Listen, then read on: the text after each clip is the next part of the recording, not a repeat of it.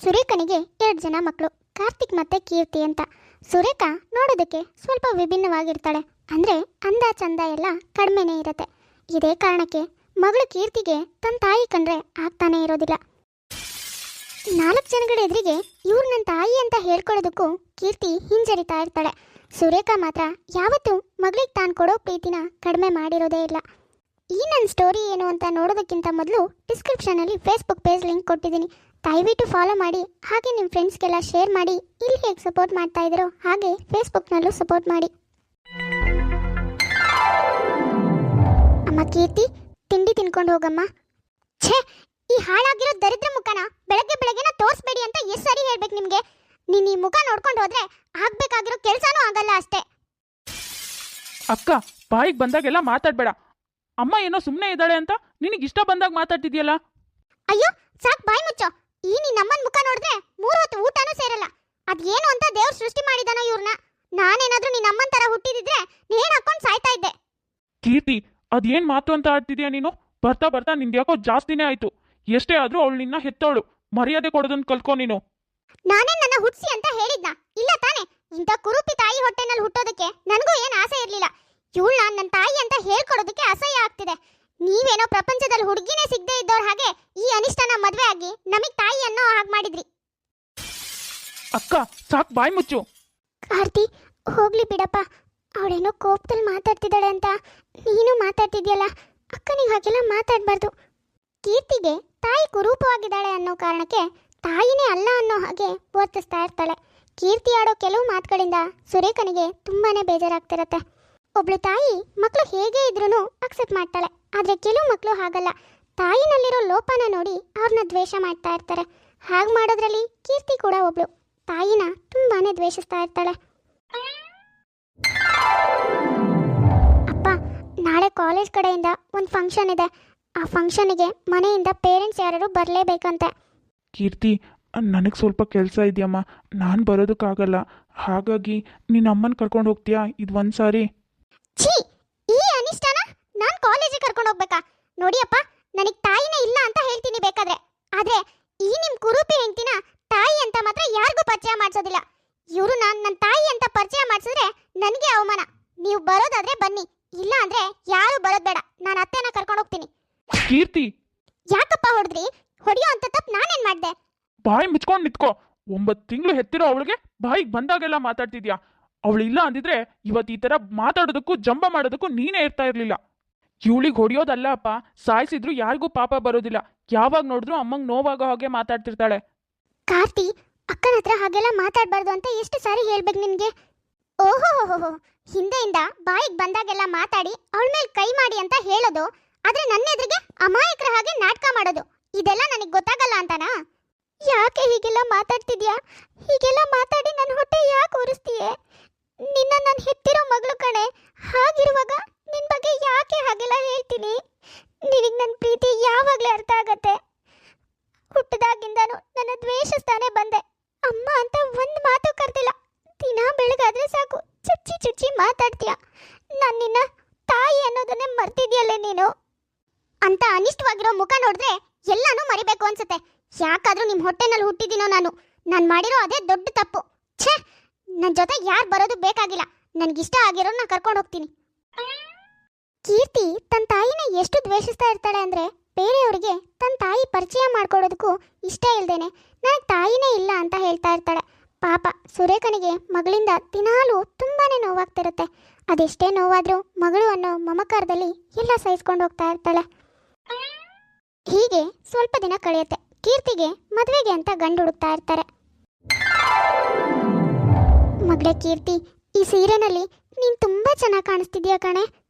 ಛೀ, ನನ್ನ ಮುಟ್ಬೇಡಿ ನೀವು. ನಿಮ್ಮನ್ನು ನೋಡಿದ್ರೆ ಮೈಯೆಲ್ಲ ಉರಿಯುತ್ತೆ ನನಗೆ. ನಿಮ್ಮನ್ನು ಕಂಡ್ರೇನೆ ಆಗಲ್ಲ.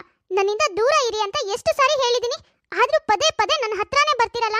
ಛೇ, ನನ್ನ ನೆಮ್ಮದಿಯಾಗಿರೋದಕ್ಕೂ ಬಿಡಲ್ವಾ? ಕೀರ್ತಿ, ಅದೇನ್ ಮಾತು ಅಂತ ಆಡ್ತಿದ್ಯಾ ನೀನು? ಅವ್ರು ನಿನ್ನ ತಾಯಿ ಕಣೆ. ಅವ್ರು ಇಲ್ದೇನೆ ಏನೂ ಆಗಲ್ಲ. ನಾಳೆ ಮದ್ವೆಗೆ ಅಂತ ಮಂಟಪದಲ್ಲಿ ನಿಂತ್ಕೊಂಡ್ರು ದಾರೆ ಎರೆಯೋದಕ್ಕೂ ಅವರೇ ಬೇಕು ಕಣೆ. ಅಂಥದ್ರಲ್ಲಿ ಅವ್ರಿಗೆ ಹೀಗೆಲ್ಲ ಹೇಳ್ತಿದ್ಯಲ್ಲ. ಅತ್ತೆ, ಇವ್ರಿಲ್ದೆ ನನಗೆ ಮದ್ವೆನೇ ಆಗಲ್ಲ ಅಂದ್ರೆ ಇವ್ರು ಮಾಡೋ ಮದ್ವೆನೇ ಬೇಡ ನನಗೆ. ಇವರೇ ಬೇಡ ಅಂತಿದ್ದೀನಿ. ಇನ್ನ ಇವರಿಂದ ಮದ್ವೆ ಮಾಡಿಸ್ಕೋತೀನ? ಅಮ್ಮ ಕೀರ್ತಿ, ಅದಕ್ಕೆ ಅವಳೇನೋ ಹುಚ್ಚುಡ್ಗಿ, ಏನು ಗೊತ್ತಾಗ್ದಾನೆ ಹಾಗೆಲ್ಲ ಮಾತಾಡಿದಾಳೆ. ನೀವು ಅದಕ್ಕೆಲ್ಲ ಬೇಜಾರು ಮಾಡ್ಕೋಬೇಡಿ. ಕೀರ್ತಿ ತಾಯಿ ಮೇಲೆ ಕೋಪ ಮಾಡ್ಕೊಂಡು ಮನೆಯಿಂದ ಹೊರಗೆ ಹೋಗ್ತಾಳೆ. ಅಯ್ಯೋ ಕೀರ್ತಿ, ಯಾರೇ ಇದು? ಯಾವ ಹುಡುಗನ ಜೊತೆ ಮದುವೆ ಆಗಿ ಬಂದಿದ್ಯಲ್ಲೇ? ಏನಾಗಿದೆಯಾ ನಿನ್ಗೆ? ಇಲ್ಲಿ ಹುಡುಗನ್ ನೋಡೋ ಶಾಸ್ತ್ರ ಇಟ್ಕೊಂಡು ನೀನ್ ಮದುವೆ ಆಗಿ ಬಂದಿದ್ಯಾ? ನೀವೇ ಹೇಳಿದ್ರಲ್ಲ ಅತ್ತೆ, ಈ ಹೆಂಗ್ಸಿಲ್ಲ ಅಂದ್ರೆ ನನಗೆ ಮದುವೆ ಮಾಡ್ಕೊಳಕ್ಕೆ ಆಗಲ್ಲ ಅಂತ. ಇವಾಗ ನೋಡಿ ಆಗಿದ್ದೀನಿ. ನನ್ಗೆ ಈ ಹೆಂಗ್ಸಿಂದ ಏನ್ ಮಾಡಿಸ್ಕೊಳ್ಳೋಕ್ಕೂ ಇಷ್ಟ ಇಲ್ಲ. ಸರಿ, ಹಾಗಾದ್ರೆ ನಿನ್ಗೂ ಈ ಮನೇಲಿ ಜಾಗ ಇಲ್ಲ, ಇಲ್ಲಿಂದ ಹೋಗ್ತಾ ಇರು. ನನಗೂ ಈ ಅನಿಷ್ಟವಾದ ಮುಖ ನೋಡ್ಕೊಂಡು ಇರೋದಕ್ಕಾಗಲ್ಲ. ಅದಕ್ಕೆ ಇನ್ಯಾವತ್ತೂ ಈ ಕಡೆ ಮುಖನೂ ಹಾಕಲ್ಲ.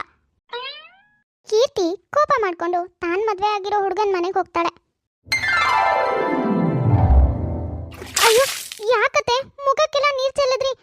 ಗಂಟೆ 9 ಆದ್ರೂ ಇನ್ನೂ ಹಾಸಿಗೆ ಬಿಟ್ಟು ಎದ್ದೇ ಇಲ್ವಲ್ಲ ನೀನು? ದರಿದ್ರ, ಇನ್ನು ಮಲ್ಕೊಂಡೇ ಇದ್ರೆ ಮುಖಕ್ಕೆ ನೀರ್ ಚೆಲ್ದೇನೆ ಲಾಲಿ ಹಾಡಿ ಇನ್ನು ಮಲಗಿಸ್ತಾರೇನೆ ನಿನ್ನ?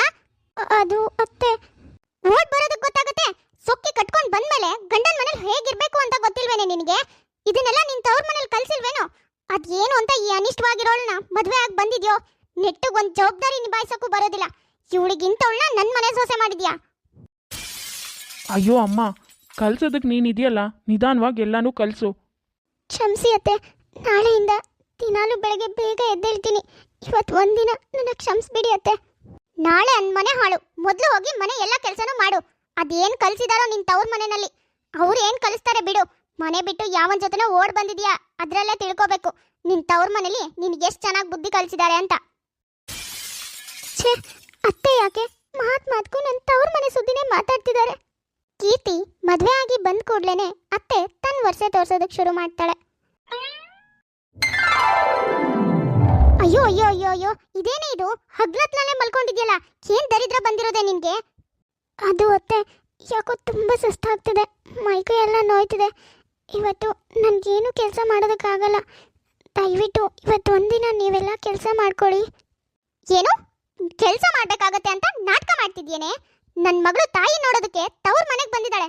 ಅವಳ ಹತ್ರ ಮಾತಾಡ್ದೇನೆ ನಾನು ನಿನ್ನ ಕೆಲಸ ಎಲ್ಲ ಮಾಡ್ಬೇಕಾ? ನೋಡು, ಮೊದಲು ಎದ್ದು ಮನೆ ಎಲ್ಲ ಕೆಲಸನೂ ಮಾಡು. ನನ್ನ ಮಗಳಿಗೆ ಊಟಕ್ಕೂ ರೆಡಿ ಮಾಡು. ಈ ನಾಟಕ ಎಲ್ಲ ನನ್ನ ಹತ್ರ ನಡೆಯಲ್ಲ ನಿಂದು. ಈ ನಾಟಕಕ್ಕೆಲ್ಲ ಕಡಿಮೆ ಇಲ್ಲ. ಎಷ್ಟೇ ಆದರೂ ಓಡ್ ಬಂದು ಹೊಟ್ಟಾನೆ ನೀನು. ಛೇ, ಮನೆಯಲ್ಲಿ ನನ್ಗೆ ಹುಷಾರಿಲ್ಲ ಅಂದರೆ ಅಮ್ಮ ಎಷ್ಟು ಚೆನ್ನಾಗಿ ನೋಡ್ಕೊಳ್ತಿದ್ಲು. ಮಗಳೇ ಎದ್ದೇಳು, ತಿಂಡಿ ತಿನ್ನುವಂತೆ. ಇವತ್ತು ನೀನು ಎಲ್ಲಿಗೂ ಹೋಗೋದು ಬೇಡ. ನಿಮಗೆ ಎಷ್ಟು ಸಾರಿ ಹೇಳಿದ್ದೀನಿ ಆ ಅನಿಷ್ಟ ಬಾಯಿಂದ ನನ್ನ ಮಗಳೇ ಅಂತ ಕರಿಬೇಡಿ ಅಂತ. ಹುಷಾರಿಲ್ದಿರೋ ನೆಪ ಇಟ್ಕೊಂಡು ಹತ್ರ ಆಗ್ಬೋದು ಅಂತ ಅನ್ಕೊಂಡಿದ್ದೀರಾ? ನೋಡು, ಸರಿ, ನೀನು ಹೇಳ್ದಾಗೆ ಮಗಳೇ ಅಂತ ಕರೆಯಲ್ಲ. ನೀನು ನನಗೆ ಹತ್ರ ಆಗೋದು ಬೇಡ, ನಾನು ಹತ್ರ ಆಗೋದು ಬೇಡ. ಆದರೆ ಇವತ್ತು ಸುಮ್ಮನೆ ನಾನು ಹೇಳ್ದಾಗ ಕೇಳು. ಮೊದಲು ನಡಿ, ತಿಂಡಿ ತಿಂದು ಹಾಸ್ಪಿಟಲ್ಗೆ ಹೋಗುವಂತೆ.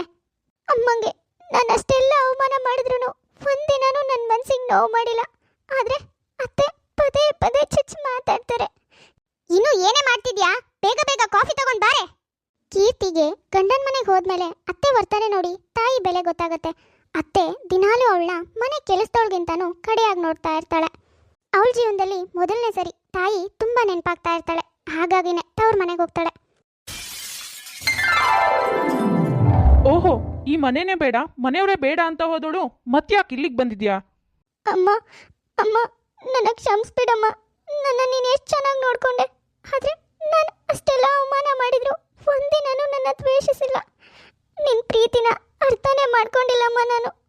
ಅಮ್ಮ, ನನ್ನ ದಯವಿಟ್ಟು ಕ್ಷಮಿಸ್ಬಿಡಮ್ಮ. ಇನ್ಯಾವತ್ತೂ ಈ ಥರ ವರ್ತನೆ ಮಾಡಲ್ಲ ಅಮ್ಮ. ಅಮ್ಮ ಕೀರ್ತಿ, ನನ್ನನ್ನು ಕ್ಷಮಿಸ್ಬಿಡಮ್ಮ. ನಿನ್ನ ಜೊತೆ ತುಂಬ ಒರಟಾಗಿ ನಡ್ಕೊಂಡ್ಬಿಟ್ಟೆ.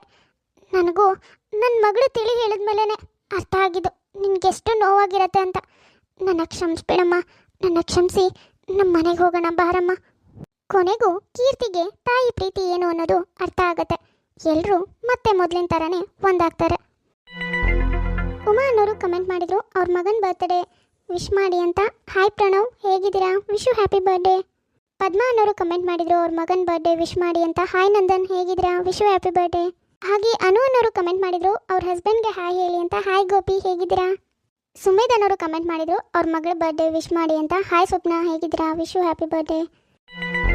ನೋಡಿದ್ರಲ್ಲ ವೀಕ್ಷಕರೇ, ಇವತ್ತಿನ ನಮ್ಮ ವಿಡಿಯೋ ಸ್ವಲ್ಪನಾದರೂ ಇಷ್ಟ ಆಗಿದ್ರೆ ಪ್ಲೀಸ್ ನಮ್ಮ ಚಾನಲ್ನ ಸಬ್ಸ್ಕ್ರೈಬ್ ಮಾಡ್ಕೊಳ್ಳಿ, ಲೈಕ್ ಮಾಡಿ, ಶೇರ್ ಮಾಡಿ, ಹಾಗೆ ಕಮೆಂಟ್ ಮಾಡಿ.